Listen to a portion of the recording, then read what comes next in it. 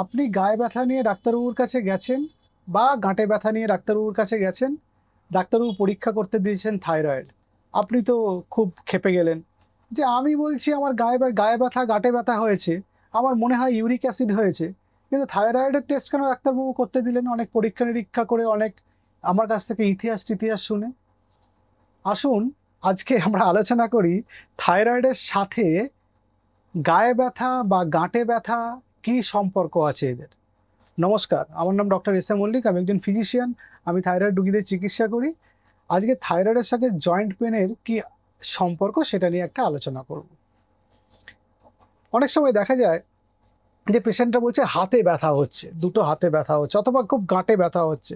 ছোট ছোট গাঁট হতে পারে বা বড় গাঁট হতে পারে, বা হাঁটুতে ব্যথা হচ্ছে, অথবা কেউ বলেন খুব পিঠে ব্যথা। আবার অনেকে বলেন যে সকালবেলা ঘুম থেকে উঠে কাপ মাসেলে খুব ব্যথা হচ্ছে, বা গোড়ালিতে খুব ব্যথা হচ্ছে, বা অ্যাঙ্কেল সেখানে খুব ব্যথা হচ্ছে। তো এই ব্যথাগুলো তো অনেক কারণে হয়, বিভিন্ন রকম বাত-টাত এগুলোতেও হতে পারে। ইউরিক অ্যাসিড বাড়লে হতে পারে। আমরা জানি ভিটামিন ডি, ভিটামিন বি12 এগুলোর ডেফিসিয়েন্সিতেও হতে পারে। আবার মেকানিক্যাল ইনজুরিও হতে পারে। খুব ওজন বেশি, আপনার পুরো বডি ওয়েটটা আপনার পা দিয়ে হাঁটু, গোড়ালি হয়ে নিচে যাচ্ছে অ্যাক্সিস ধরে, তাহলে আপনার ব্যথা হতে পারে সেই সব জায়গাতে। কিন্তু আবার থাইরয়েডেও এসব জায়গায় ব্যথা হতে পারে। তার অনেকগুলো কারণ আছে, সেই কারণগুলো আমরা একটা একটা করে আলোচনা করব আজকে।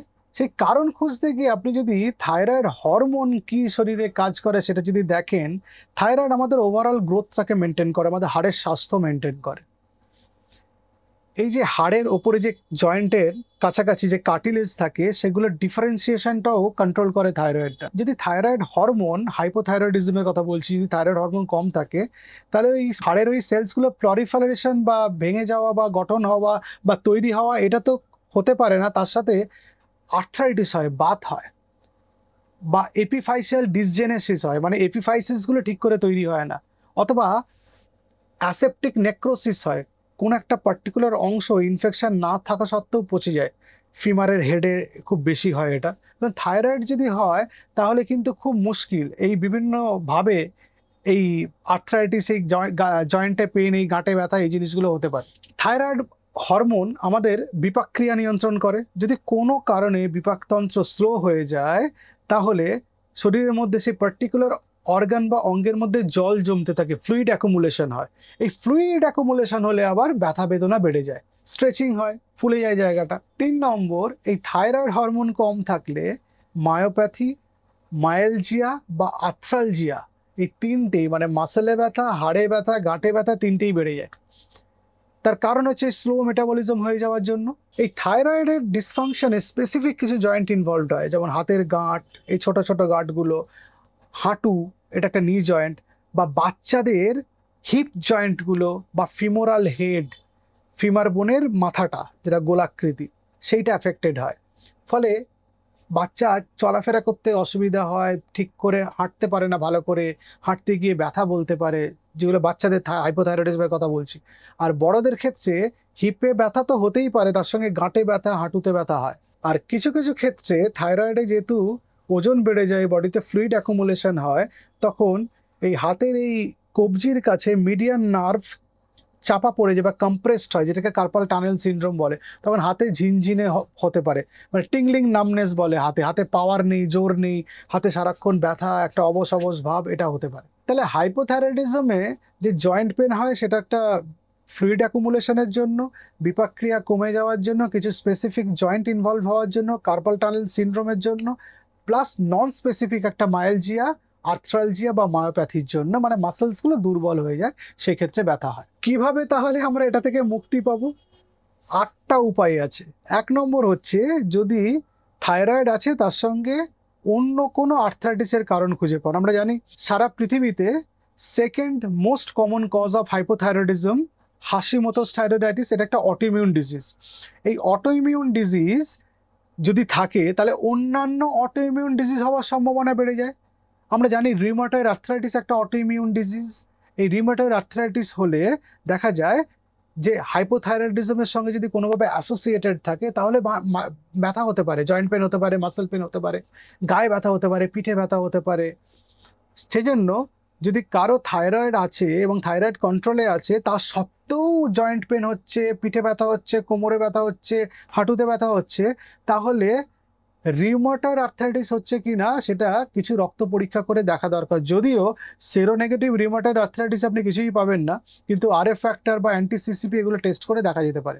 2 নম্বর হচ্ছে কিছু এক্সারসাইজ করা, কিছু লো ইম্প্যাক্ট এক্সারসাইজ করা, যেগুলো খুব অল্প বিস্তর এক্সারসাইজ।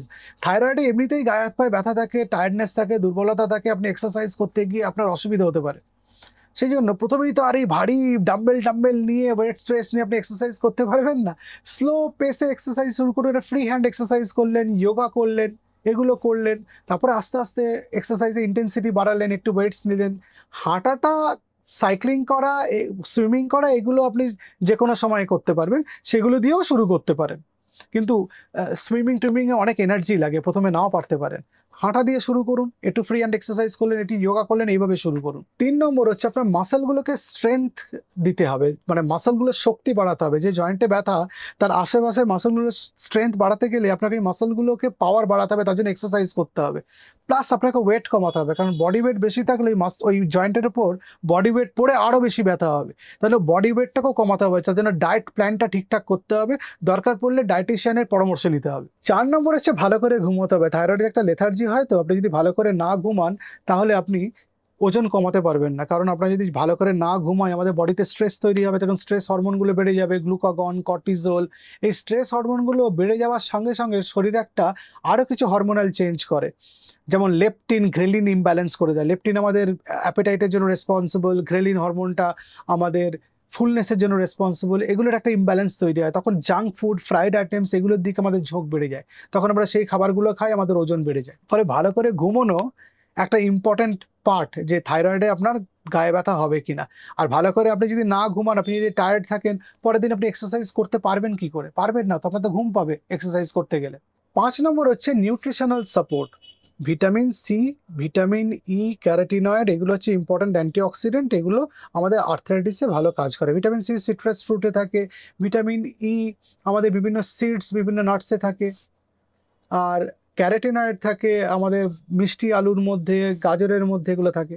6 নম্বর হচ্ছে যোগা প্র্যাকটিস করা। যোগা প্র্যাকটিস করলে আমাদের মাইন্ড ভালো থাকে, একটা মেন্টাল স্ট্রেংথ পাওয়া যায়। প্লাস যখন যোগা আপনি করবেন, যখন সেই যোগার পোজগুলো আপনি দেবেন, তখন আপনার মাসেলগুলো স্ট্রেংথেন হয়, মাসেলের পাওয়ার বেড়ে যায়। প্লাস যোগা করার সময় আমাদের ব্লাড সাপ্লাই ওই পার্টিকুলার মাসেল, গ্রুপ অফ মাসেলসগুলোতে বেড়ে যায়, তার জন্য আর্থ্রাইটিস অনেক কমে যেতে পারে, ব্যথা অনেকটা কমে যেতে পারে। 7 নম্বর হচ্ছে যে ফ্যাটিককে মাথায় উঠতে দিলে হবে না। আপনাকে, আপনার ফ্যাটিক থাকবে, আপনার বডি দুর্বল থাকবে, তা সত্ত্বেও আপনাকে এক্সারসাইজ করতে পারছেন না, 10 মিনিট করে স্টার্ট করুন। বা আপনি সারাদিনে আধ ঘন্টা এক্সারসাইজ পারলেন না, সকালে 10 মিনিট, দুপুরে 10 মিনিট, রাত্রে 10 মিনিট, এরকম করে ভাগ করে করুন, কিন্তু করুন, কিছু আপনাকে করতে হবে। আর 8 নম্বর হচ্ছে মেডিটেশন, মাইন্ডফুলনেস, এগুলো করা। এগুলো করলে আপনার স্ট্রেস কম থাকবে, এগুলো করলে স্ট্রেস কম থাকলে আপনি ভালো করে ঘুমাবেন, ভালো করে ঘুমালে আপনার ওজন বাড়বে না। প্লাস এগুলো যদি করেন, এই যোগা, মেডিটেশন, এগুলো যদি করেন, মাইন্ডফুলনেস, এগুলো যদি করেন, আপনি স্ট্রেস ফ্রি থাকবেন। স্ট্রেস ফ্রি থাকলে আপনি অর্গানাইজড হবেন, আপনি ডিসিপ্লিনড হবেন, অন্যান্য কাজগুলো ভালো করে করতে পারবেন, আপনি টাইম বার করতে পারবেন এক্সারসাইজের জন্য। প্লাস আপনি যদি স্ট্রেস ফ্রি থাকেন, তাহলে আপনি যে প্রবলেমে ভুগছেন সেগুলোর প্রপার ট্রিটমেন্ট নিতে পারবেন। অনেক খুব স্ট্রেসড, ওষুধ খেতে ভুলে যায়, এত স্ট্রেসড, তা লাভ হলো না, চিকিৎসা হলো না, তো ওষুধই খাচ্ছেন না, তার চিকিৎসা কীভাবে হবে? সুতরাং স্ট্রেস ফ্রি থাকার জন্য আপনাকে যোগা, মেডিটেশন, মাইন্ডফুলনেস, এগুলো আপনাকে করতে হবে, যাতে আপনার ঘুম ভালো হয়, ওজন কন্ট্রোলে থাকে এবং আপনি এনাফ টাইম পান। তাহলে মোটামুটি হাইপোথাইরয়েডিজমে কেন আমাদের জয়েন্ট পেন হয় বা গাঁটে গাঁটে ব্যথা হয় সেটা নিয়ে আলোচনা করলাম, তার রেমেডিও আমাদের ভিডিওতে আমরা আলোচনা করলাম। আপনারা ভালো থাকবেন, এরকম আরও অনেক ভিডিও নিয়ে আমরা আসবো। নমস্কার।